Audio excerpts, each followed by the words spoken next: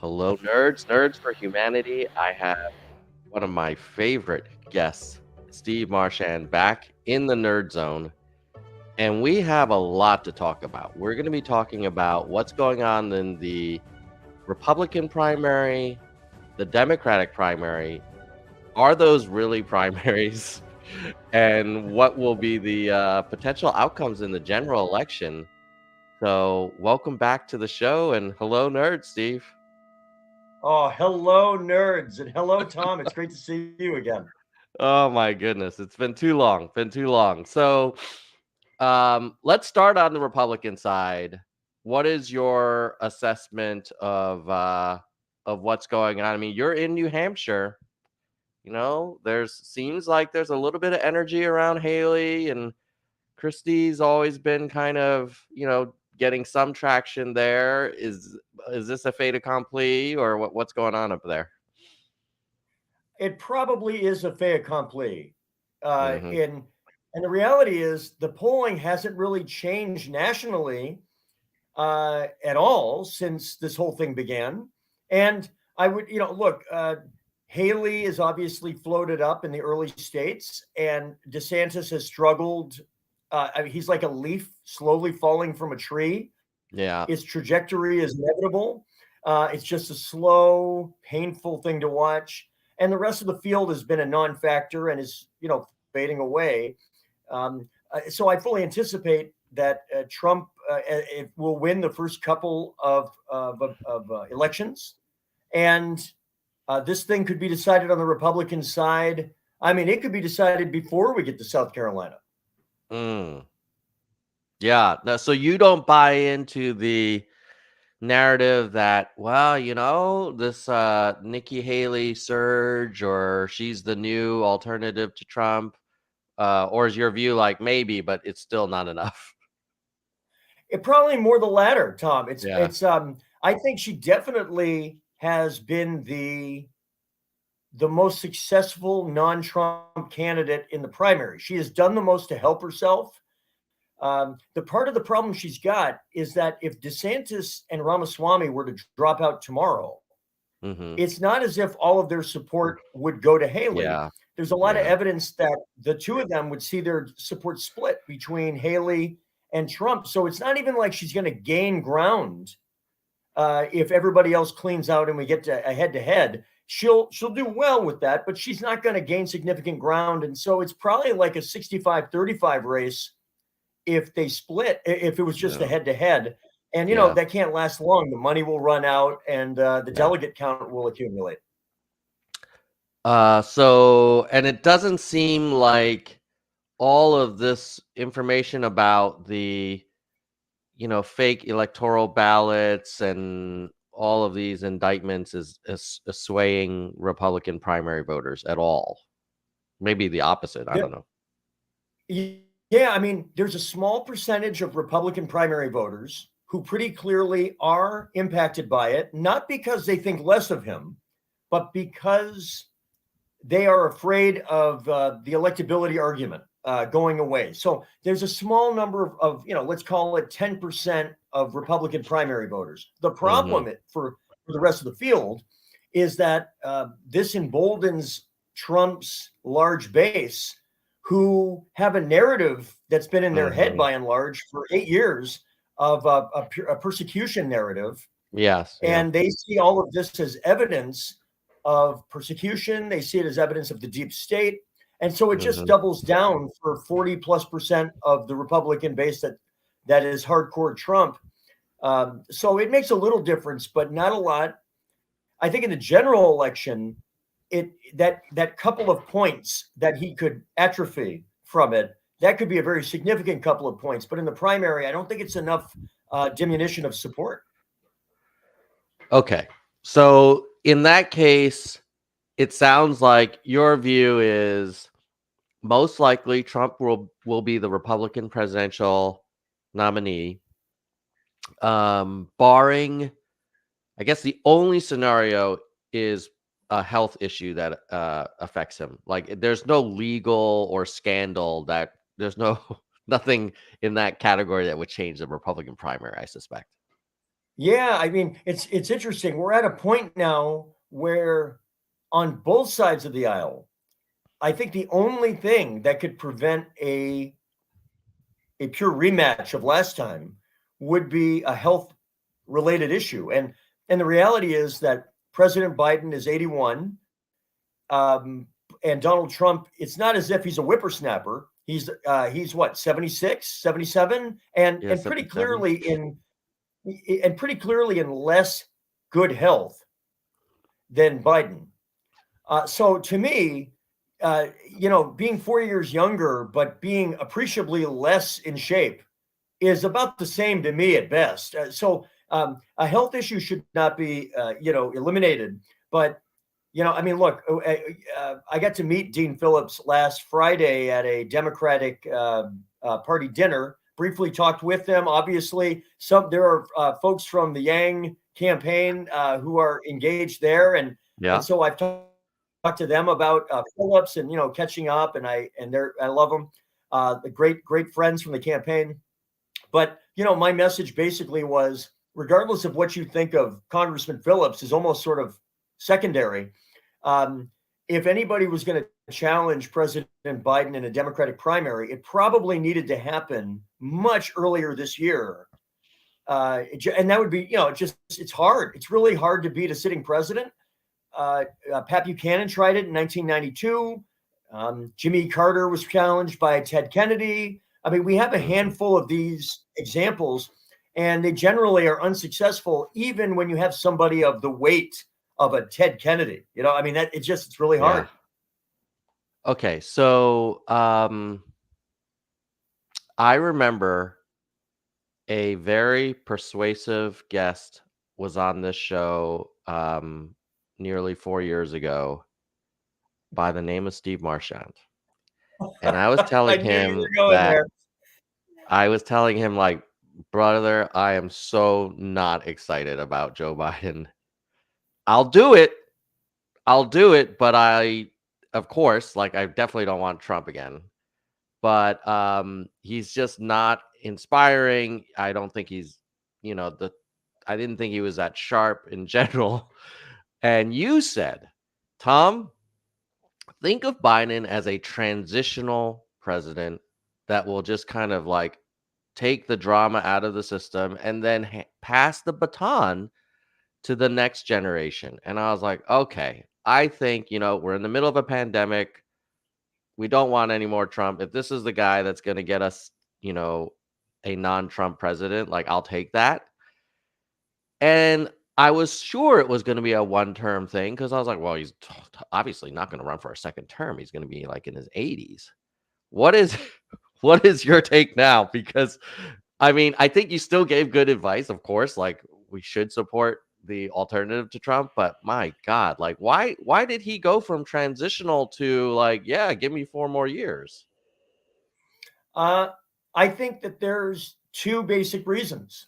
One is, not unlike everybody else who runs for president, much less wins it, they really enjoy it. It's intoxicating. I mean, I think James Polk, was he the last American president to do his one term and say, seriously, guys, I meant one term? I mean, Yeah. it's been almost 200 years, 175 years.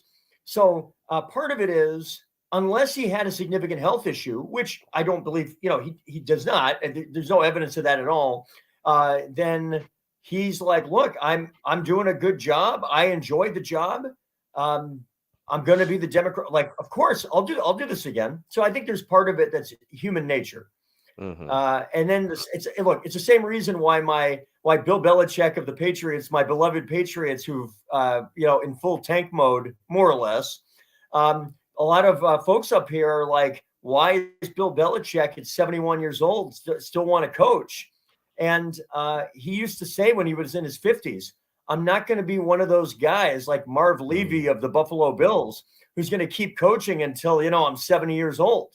Well, now he's 71 years old and he still wants to coach because he loves being the big dog, right? So there's some of Hmm. that.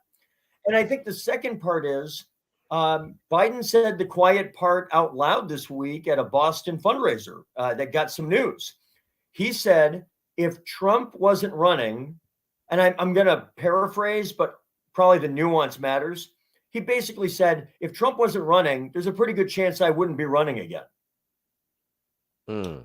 And that's a big deal. And it suggests that he truly believes that he is the only person who can uh, high probability of defeating Donald Trump. And I think if you believe that, then you're probably gonna want to do it again because you don't want the country to go through 4 more years of Trump.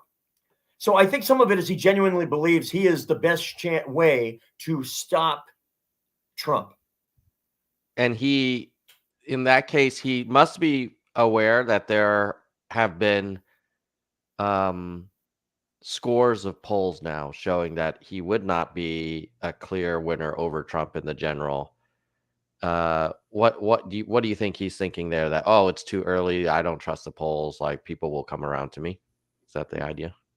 Yeah, yeah. I mean, he says what every politician says of every stripe. The only poll that matters is election day. I mean, we could do a drinking game on this. The only poll that matters is election day. Polls a year out are not predictive. The polling is notoriously unreliable. We could create many of these. Yeah.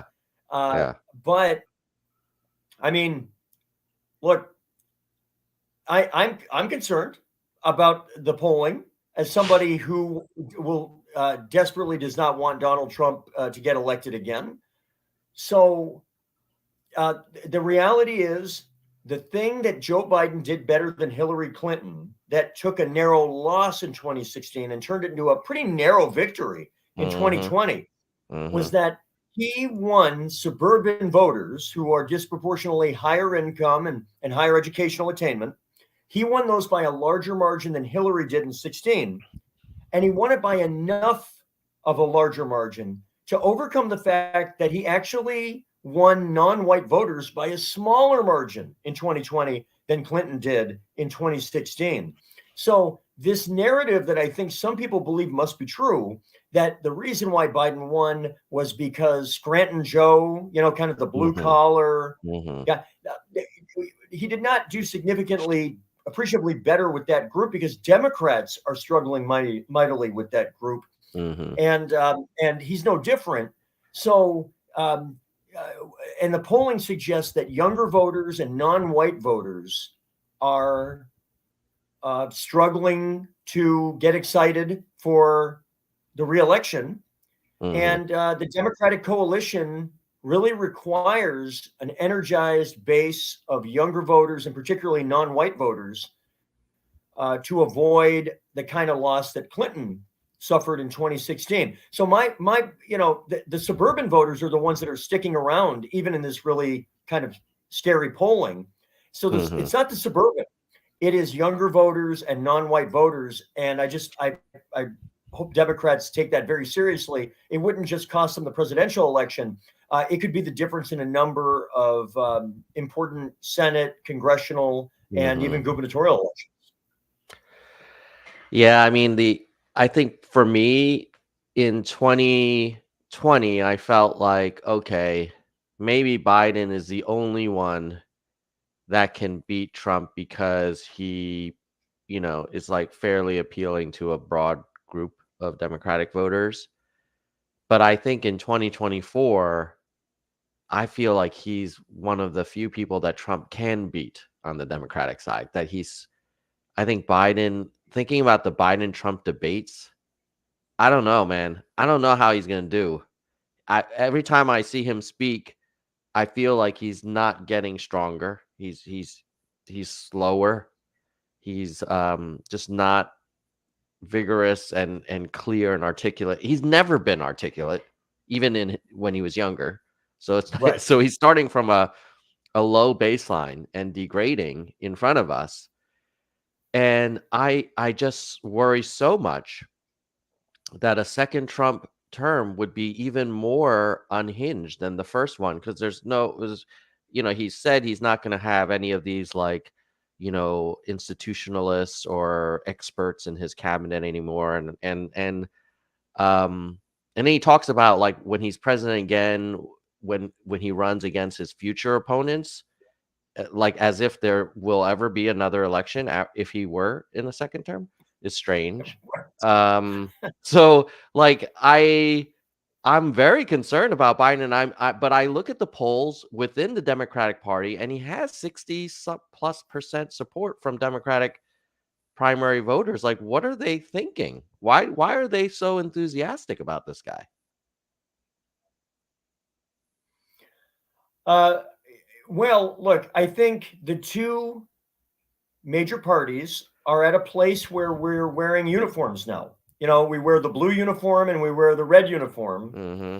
And to go back to the sports analogy, you'll see season ticket holders that will get frustrated when their favorite football or baseball team struggles. But generally, when the next season comes, they root for the laundry, they root for the uniform. Mm-hmm. And I think that we're at a place now where a large amount of the Biden support is a reflection of fear and anger about Trump. Yeah. And then I think a lot of Trump's support is fear and anger about Biden and what they perceive as the people actually running the show behind Biden. Because let's face it, Biden is just not as scary or extreme Mm-hmm. as Trump is, right? Just by any measure, Biden doesn't say a bunch of crazy stuff the way Trump does. It's a different. Biden is sort of boring, and that was part of what the pitch was: is a return to normalcy. And I think, by the way, that by and large he has delivered on that. I mean, the economic numbers that came out yesterday, the November economic data, Mm-hmm. they're generally really good. I mean, the job creation is faster than projected. The unemployment rate went down, even though labor participation went up. Inflation was almost flat year to year now, November to November. And in October, it was down to 3%. We're at a place now where the Fed is implying that they're going to start lowering rates in the first or second quarter of next year. I mean, Yep. by almost any, and it appears that we may actually stick the landing on avoiding a recession while trying to tame inflation coming out of the pandemic. It's pretty remarkable that we look like we might actually land the plane. Mm-hmm. But 65% of Americans say the economy sucks. And I think that this is the quandary for the for the Biden administration, is the base is going to go for the ride because they don't want Trump. Mm-hmm. The Trump people will stick with Trump no matter how many felonies he's convicted of. Mm-hmm. And we're going to have this really small number of people in the middle that are not ideologically in the middle. Those days are gone. They're a combination of a small percentage of suburban voters who are going to try to figure out if the economy is working for them and if they're willing to hold their nose on Trump's antics in exchange for what they perceive as a better economic pitch. And then the big part is going to be not swing voters by ideology, but swing voters by participation in the form of the younger and non-white voters. In particular, if Black men who are moving towards the Republican Party, non-college educated Black and Latino men in particular, it's a pretty good sized population moving towards Republicans.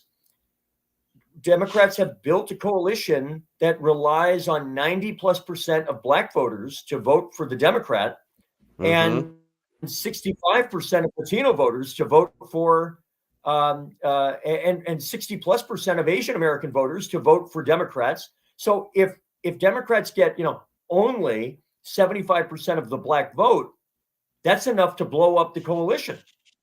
That's a real delicate balance. Yeah. Yeah, totally agree. And I get the jerseys. I mean, I'm definitely looking for any alternative to Trump. But sometimes even for your favorite team, like, when Russell Wilson, he was amazing for the Hawks, and at some point, like, we had to make a change. It's still the right call, probably. Yep. I'm curious about what are the chances that we talked about how there's like no scandal that will impact Trump's likely nomination. Like he cannot go to a single debate. He could have a million indictments. Doesn't matter. People will support him on today's Republican Party. What about on the Democratic Party nomination side? Like, is there another Hunter revelation or a connection between Hunter and Joe that isn't consistent with, Biden's previous statements that he had zero interactions with Hunter's business? Is there anything there that would change the course of the Democratic Party nomination, or is that also similarly locked in? Like he's a sitting president, he's the nominee. I mean, A, I think it's pretty locked in. And B, there's certainly enough congressional Republicans that are flipping every sofa cushion over looking for something and they can't find anything. And so it strikes me as highly unlikely that there's something would come out that would be significantly different from what's been going on. And honestly, it would take something in either Trump or Biden that would be mind-blowing, to flip the apple cart among the two bases. The one thing I'll say about Hunter Biden, by the way, that I feel like is not said enough out in the media, is it is obvious. One cannot know all the details to know this. Anybody who's been a parent or has, my kids are 20 and 18 now. So for the last 20 years, I've been largely living with other parents. We've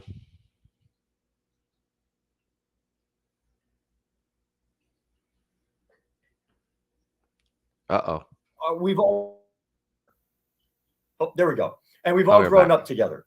Yeah. There we go. And so all of us parents have grown up together. And look, we all have seen stories of kids who have lost their way. It could be addiction. It could be, frankly, even criminal activity. It could be truancy, whatever. It could be all kinds of things. And everybody loves their kid. And they're always trying to find a way to help their kid get on the right path while also remaining on the right side of the law. Like you don't want to empower lawlessness, right, in your kid. You want to get them on the right track. And in this case, Hunter Biden is, it's been a pretty tough life. He's made a lot of really, really lousy choices. And I think Joe Biden loves his son very much and has been trying to, he's not going to disown him. Yep. Right. Some people want him to be like, hey, Hunter, I'm cutting you off from contact. He's not going to do that. And any dad who loves his kid is going to not want to do that. But they're conflating, Hunter's malfeasance and as if so the dad should be impeached, like because they can't find a connection. And they just keep hoping that people think that Hunter Biden is a bad enough guy that somehow that's disqualifying for his parent too. Yeah, I hear you that Hunter's not running for president, and Hunter's a grown man, and he makes his own choices. If, on the other hand, there was evidence, and I haven't heard or seen any, but just hypothetically, if there was evidence that Hunter was selling access and that Joe was participating in that, like jumping on calls with, business contacts or whatever, that would be a different story though, right? It's not, oh, Hunter's kind of made bad choices. It's like, wait a minute, you're kind of engaging in a business that you really shouldn't be. I mean, one of the things that I've seen over my 20 plus years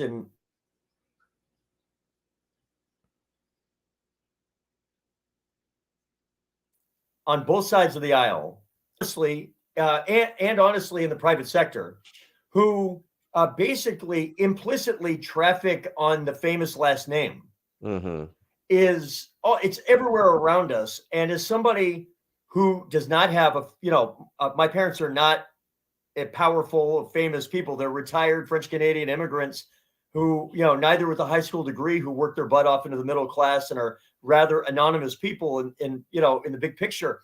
They're wonderful, but like there's no trafficking there. Like it's obvious, like these these stories in the last week or two that say here are documents that show that in 2018 Hunter Biden, paid this loan off. Mm-hmm. I'm like, okay, let's go there. The loan was for $4,000. It was from the dad to the son. Mm-hmm. He paid it back. Nobody's disputing that. Yeah. Uh, and in 2018, Biden was neither vice president nor president. So Right. like I don't even like at that point, I'm not sure what the like he would access what? Like access hanging out with Joe in Wilmington at his house? Like he wasn't president and he wasn't vice president and he wasn't even officially running for president yet. So now if I'm sure, and Tom, you and I know this, Hunter Biden was like, hey, my name is Biden, Hunter Biden. And like just like you know what I mean? Like and he's probably been doing a form of that for 30 years or whatever. 40 I don't even know. His entire life. Mm-hmm. Yeah. But now I can also say I know all these people in my own life who they're like the reason they're a state senator or a state well, I mean, my governor's Chris Sununu. There's not he hasn't done anything inappropriate, but Mm-hmm. if his last name was Chris Marchand, do you think he would have been governor? Come on, Mm-hmm. man, as Joe Biden might say. Come on, man. So like to me, it is that we see this all over the place where people's last names and their connection to more famous, parental typically last names, Mm-hmm. they provide all these opportunities that the rest of us can't even imagine. And some of them are really good. Like Ken Griffey Jr. is one of the best baseball players I've ever seen. But if his name was Ken Marchand, Mm-hmm. does he make the big leagues? I don't know. I mean, like there are and there's nothing nefarious about that. In fact, the fact he and his dad played in the same game was one of the coolest things I've ever seen in baseball. But we see this all the time, people using the last name. But most of the stuff they're looking at, Biden was literally not even in public office. So to me, it's like I don't know what they're looking for. Okay. Let's now talk about the Democratic primaries. Yes. I kind of agree with you that like what Hunter's done is he's done on some unsavory things, but that's mostly on him. And if there's no evidence that Joe, as a senator or vice president or president, has been an active participant in Hunter's kind of businesses, then it's fine, in my opinion. Every family has people that you're like, they made some different choices. Doesn't reflect on every member of the family. Now, the primary, I used to be in the Yes. camp of, hey, sitting presidents don't typically have to go for debates, and like it doesn't make sense because they're clearly the strongest candidate from that party. I think in this case, when I look at the data, I'm like, well, he's not like up ahead by that much. His approval rating is pretty low. And just as a fan of democracy, it's like, well, why, maybe historically we haven't done it this way, but we maybe should. Like, there should always be a competition for the nomination. It shouldn't be something you inherit because of your current term. Uh, and what I'm seeing is a few things. Like, I guess there was Florida canceling their primary, which just seems Yeah. like so. Like people died for our right to vote. We were formed in response to like a monarchy, and this just seems like the most undemocratic thing ever. Even if the incumbent is up ahead by 60 points, like let's just have the primary. Like what's the downside? Let's have more choice. And I know you mentioned you were running into the Phillips folks. Like I get it. He's a long shot, but shouldn't he have a shot? Like, shouldn't he have his day on primary day and let people decide? Absolutely. I completely agree. When Florida canceled their Democratic primary, look, we have to be consistent. 4 years ago, the Trump team was getting primaries and caucuses canceled all over the country for his reelect. And his argument was, look, I'm the nominee, so just cancel it. And he didn't even have an opponent. You know what I mean? Like there wasn't even a Dean Phillips. There was literally nobody was taking him on that was a sitting member of Congress or anything. And I know I and others criticized that because the process is such an important part of our country, of our democracy. It's not just the results; it's the process. Yes. And and like so. Look, I always said, you asked me many times, and I always said New Hampshire was going to be the first primary, and we are. Now the DNC doesn't like it, but we're going to be first, and unlike South Carolina, where there's hostility to anybody but Biden, appearing on that ballot. It's a bigger state. It's a little later in the process, all this stuff. And we know that South Carolina is going to go Republican in the general election. In all likelihood, Trump will win it by double digits or so. And we know in New Hampshire, despite the fact that we've been a purple state for most of my adult life, we've won the presidential for electoral votes all but one time since 1992. And that doesn't just happen because, like, there's an infrastructure that's been built, and so there's a benefit to our primary being first that I think has helped our Democratic candidates over the last 30 years. So, look, Dean Phillips himself says it, and this is where first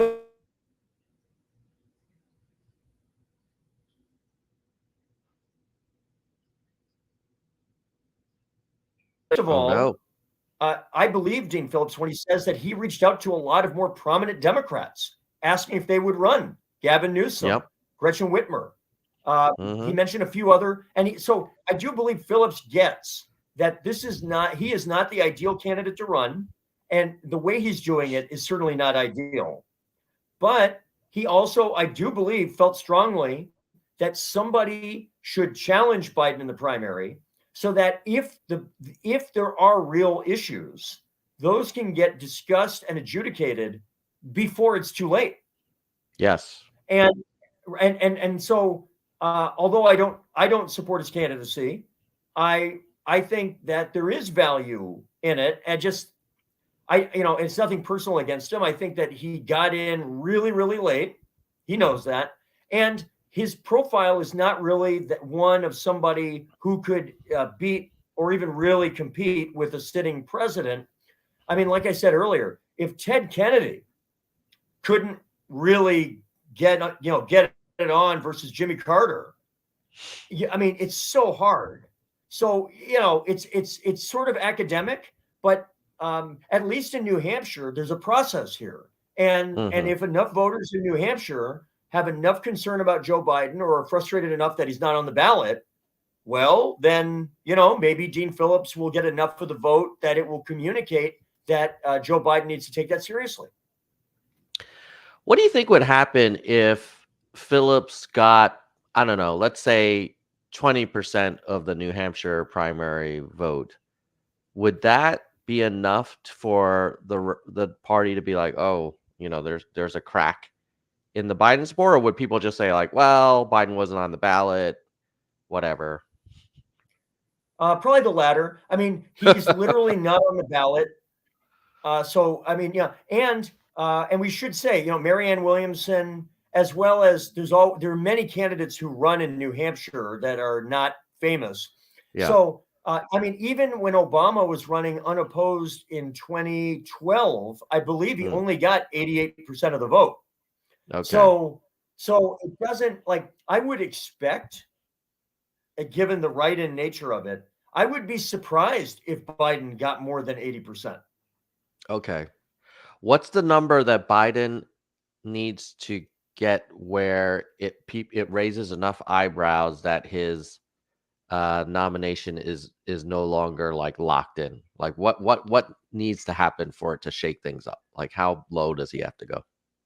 Yeah, the closest analog that we have to this in New Hampshire and probably in the country was in 1968 when Lyndon Johnson had taken over for Kennedy and then won a decisive term on his own in 64. And there was an assumption that he would run again in 68 for a second full term. Uh, there, the party had a real problem, the base did, with Vietnam, among other issues. Mm-hmm. And so Eugene McCarthy ran as an anti-war candidate. LBJ was not on the ballot. Okay, it was a write-in. It was a different time, 1968. So that is a bit of an analog. And Mm-hmm. Johnson won the primary, but if my memory is correct, McCarthy got 42% of the vote.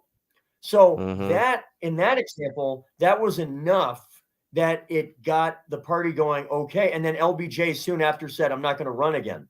Mm-hmm. One important distinction here is there's no ideological difference really. And I think this is part of Phillips' challenge Yeah. is it's not just that he voted 100% of the time in Congress with the Biden position. It's Right. that he's not really even saying that Biden has a bunch of problems. He's simply saying that Biden, and he's not even saying that Biden's too old, You're although right. sometimes he's kind of saying the people think Biden's too old. And that's a really tough argument to make because he needs to, if he was like an anti Biden policy candidate, say from the left, Yeah. there might be a lane there for him to actually get more of the vote than there probably is for the kind of guy he is. Yeah. I mean, in some ways, I feel like he's a made for candidate for me because I think if you are a fairly moderate uh, Democrat, but you just want more the next generation, and you want a candidate that can speak a little bit more clearly and articulately about topics, and you feel more confident in their kind of executive functions and things like that. Uh, then for me, Phillips is like, this is great. I get like someone who's pretty reasonable, and I feel like that's a better candidate versus Trump. I feel like Biden's kind of a liability against Trump, I guess is what I'm saying. I don't feel like we need a star candidate in the Democratic Party to beat Trump, but we need someone that's going to not screw it up. And I'm not sure that Biden won't screw it up. Look, I think this election is going to be really close. And the thing that we have to remember is that Trump doesn't have to win the popular vote. He has to, if he's within 4 points on election Mm, day 24, yeah. then we're going to be counting for a long time because it's God if help us. if Biden wins 49, if Biden wins 49-45, um, then it probably means Michigan, Wisconsin, Pennsylvania, Georgia, Arizona, maybe Nevada are going to be nail biters. And if Hmm. it's a nail biter, in 2016, the nail biter went the wrong way. In 2020, the nail biter went the right way. But I think that's where we're heading again. And again, I keep going back to this because it's so important. If you think about the kind of voter who right now is the problem for Biden, it is younger voters and voters of color. Hmm. Uh, and some of that is turnout, and some of that is particularly among Black and Latino men. Some of it is part their affiliation. They're shifting. They're moving. And Hmm. if you think about Georgia, if you think about Arizona, if you think about Michigan, if you think about Wisconsin and Pennsylvania, those 5 states are combinations of suburban, suburban voters around the metro areas and non-white voters in the metro areas. So, like Hmm. in Wisconsin, it's like, do I think Biden is going to be able to hold on to suburban Milwaukee, to in and around Madison, places like that? I do. There's no evidence that he's hemorrhaging votes among suburban voters. But do I think that his vote margins in Milwaukee or parts of Philly or Hmm. Detroit or parts of Atlanta or parts of Vegas or parts of Phoenix? Do I think that there's some potential problems there? that, I'm worried about that. Now, do I think Dean Phillips would energize those voters? I'm not sure he's the right match either. Although, again, I Yeah. give him credit for standing up when other people that feel that way privately would not stand up. But he's probably not the one to generate the enthusiasm with the folks that I'm really worried about. I agree. I, I I'm leaning towards supporting Phillips. I also think of all the Democratic bench, there probably could have been stronger candidates like a Whitmer or Shapiro or something who had come in earlier.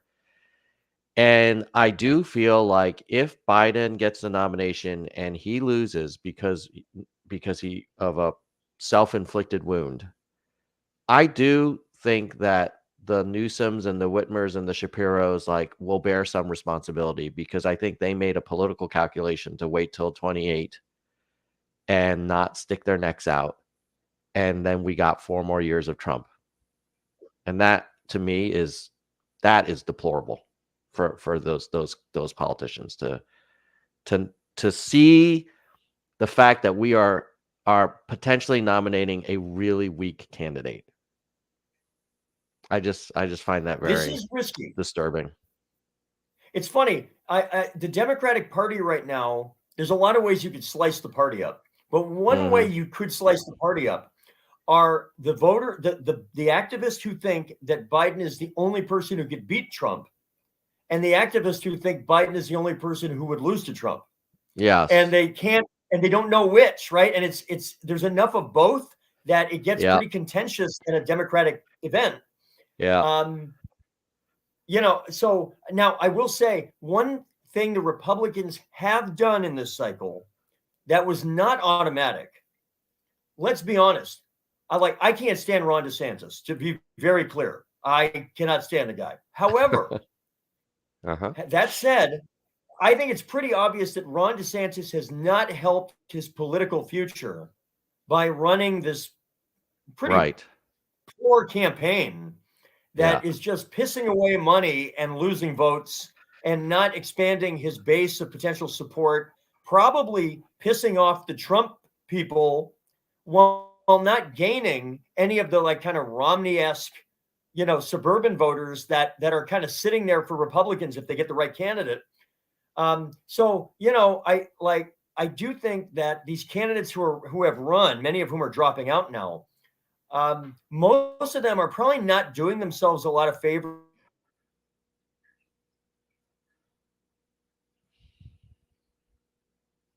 Where if Trump something happens medically or legally, or he wakes up one morning and says screw it, at least they have people through a process that are teed up Yeah. to be Plan B, C, and D.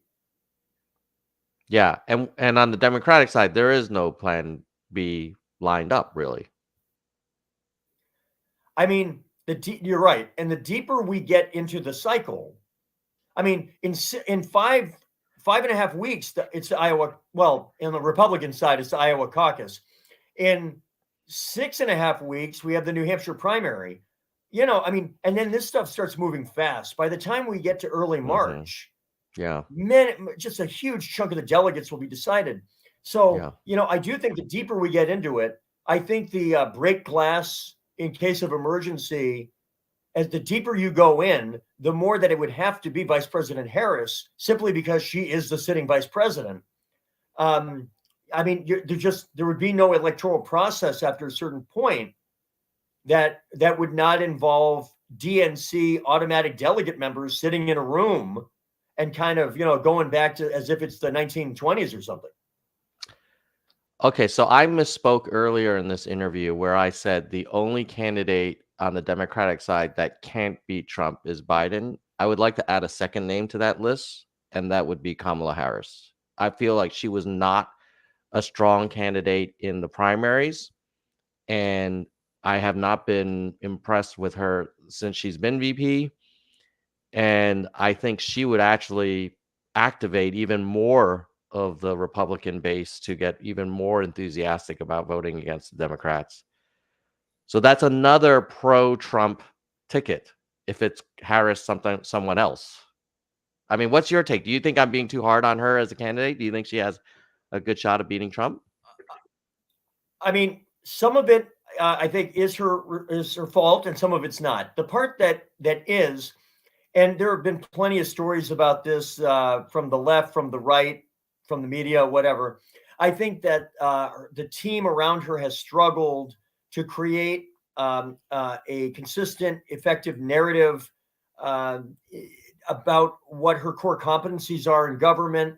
I also think that when she was a presidential candidate, she struggled with many of those things. So, Mm-hmm. so we have to be honest and fair. That there is evidence that she has struggled as a political figure, seeking the top office and being VP.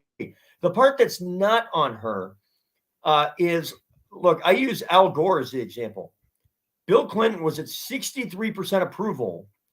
The economy was so strong in the late 90s Mm-hmm. that it was for 2 years, we were actually paying down the debt. Like we weren't cutting the deficit. We Yeah. were actually so much money coming in. We were actually paying down the debt. And the economists were worried that if we paid down the debt too fast, Tom, big problem. If we pay it too fast, that it actually would do some things to the markets because the amount of liquidity in the market that would come from that. Obviously, that's all silly. All of that, and Al Gore lost the presidency. And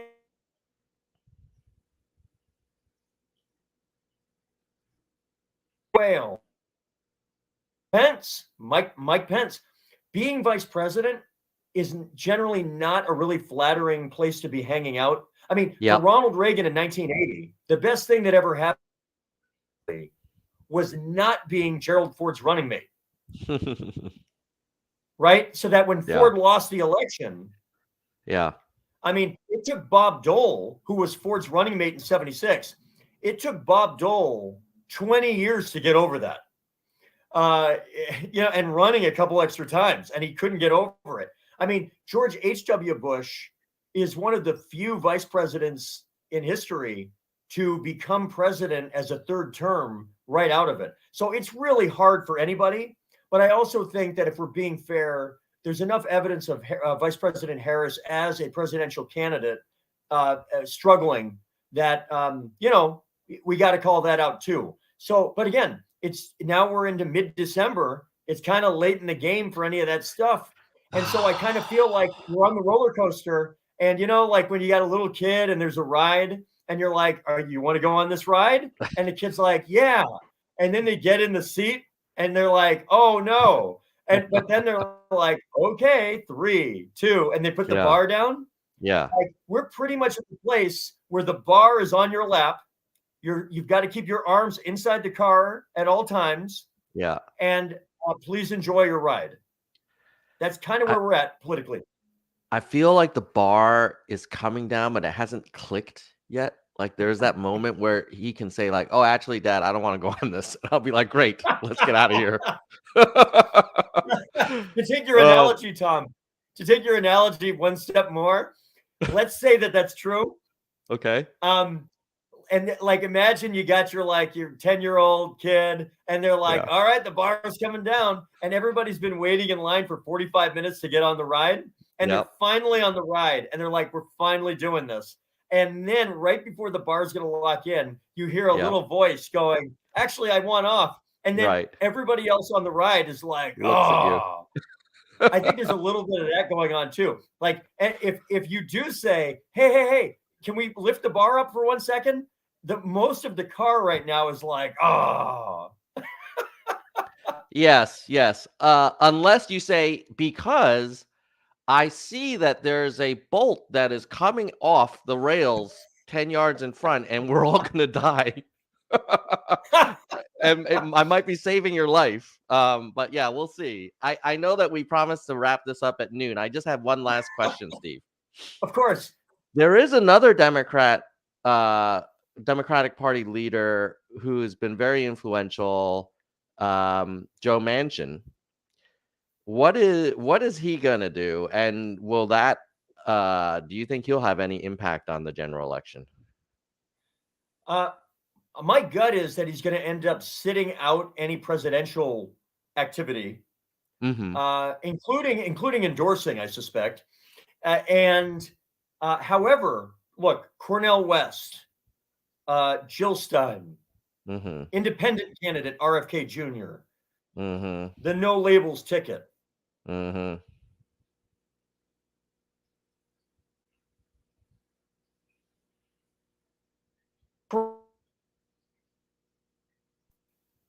A net negative effect on Biden rather than Trump. I don't think they're huge differences, but again, if we're heading to an election where Michigan, Wisconsin, Yeah. Arizona, if they're all getting decided by a point and a half or less, then we need to take it seriously. So if Manchin does get on a no labels ticket, let's say a Larry Hogan, Joe Mhm. Manchin ticket, um, Mm. I think that on balance is more harmful to Biden than it is to Trump. And I know the no labels people probably would disagree with that statement. But, you know, I'll say this at a minimum, it creates even more uncertainty at a time when I think we're heading into a year where, despite the fact it'll feel like we probably knew this was going to be the rematch from the day after the last election, Mhm. I believe 2024 could have crazy things happen along the way that right now we can't even imagine happening that will fundamentally change the math of the November election. Well, I cannot wait for our monthly Marchand in the Nerd Zone return because 2024, I suspect, will be freaking crazy. And I always enjoy our conversations and appreciate you spending so much time with us, Steve. Oh, always a pleasure. It was wonderful to hear from you. And let's plan on doing this again. Look, we got some elections that are going to start actually counting starting in barely a month. So let's get it on. And there's going to be a lot to talk about starting in about a month. I can't wait. Take care, Steve. Thank you, Tom. Bye, nerds. Bye bye. All right. Steve Marchand, one of my favorite. He really is one of my favorite guests. I feel like we could talk for hours. I always wonder, like, oh man, if he were my neighbor, there would be a lot of conversations, on the sidewalk about, hey, did you hear? So, let me give you my takeaways from the conversation. Before I do that, I want to give a shout out to the people who make this content possible, which are our YouTube channel members who help support some of the costs of operating the channel, mainly like streaming software, photo editing software, podcast hosting fees, that kind of thing. So, our biggest supporters, and if you're watching this and you like this content and you want to help out, just click the join button. And it starts at $1.99 a month, and you can cancel anytime. And the channel currently is not profitable, but any help you can give would be great. And Soldier One is one of our biggest supporters. He is the senior vice president. So thank you, Soldier One, starting with you. Then we go down to Kristen Slevin and Bike, our vice president level. And then the next would be our hardcore nerds. We've got Gene, David, DK, Jackalego, Mr. History, Mona, Vaughn, Yang, Dean, Galessa, J. Perrin, Dana, Jason, Daniel, Mickey, Yoda, and Unkiyu. And then at the entry level, $1.99 a month, cancel anytime. We have Lisa, Brandon, Sophia, Doris, Emerald, Ben, Shoni, Dr. William, Karen, Mai, Brittany, Lori, Wana, Kevin, Hope, T, Jeremy, David, Nicholas, Mike, Zig, Roberto, Jackson, Lantern, Cindy, and Alice. Alice just joined a few days ago. So welcome to the community, Alice. Appreciate your support. All right. Uh yeah, I agree. I agree, Steve. Marshan's internet connection was kind of sucky, but he's still such a good guest. So what are my takeaways from the conversation? I I think you guys probably heard it from me. I'm very concerned. I'm very concerned about the damage that a second Trump administration would inflict on this country and maybe even internationally. I find him, you guys who subscribe to this channel know I'm not a big Trump fan. I find him unpredictable, narcissistic, insecure, impulsive, not curious, not thoughtful, um, oversimplifies things, and probably has a uh, view of the world that he's a victim all the time and has to prove how he's valuable to constantly, and it's tiresome and dangerous, especially in the Oval Office.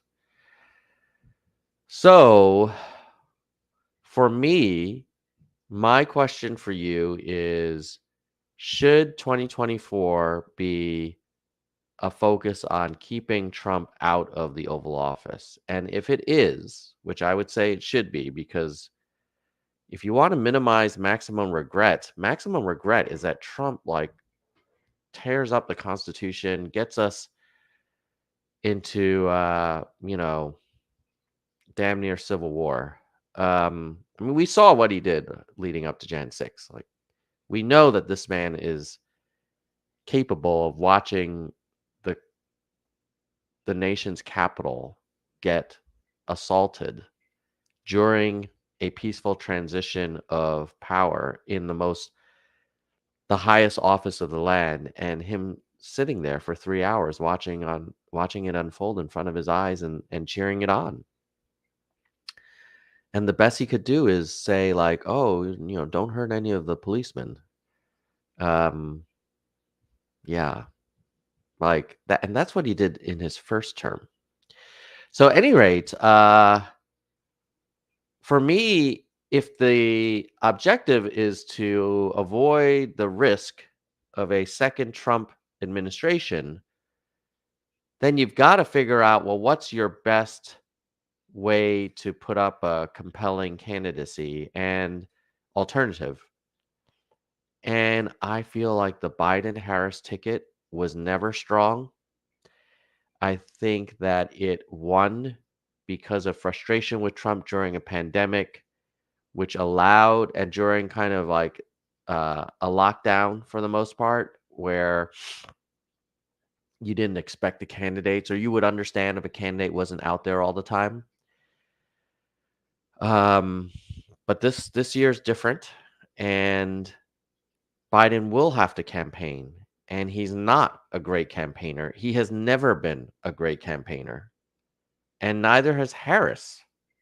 And his approval rating is like 30 something percent. And there's definitely key members of the Democratic base that are having serious misgivings about the U.S. approach to the Israel-Hamas conflict or war. Is this really, if we're concerned about a second Trump administration, is this the ticket we want to put up against it?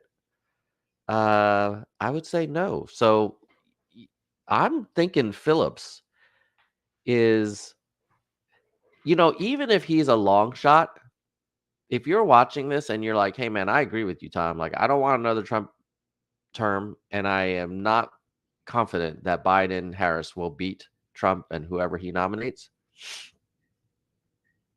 Like Trump Scott.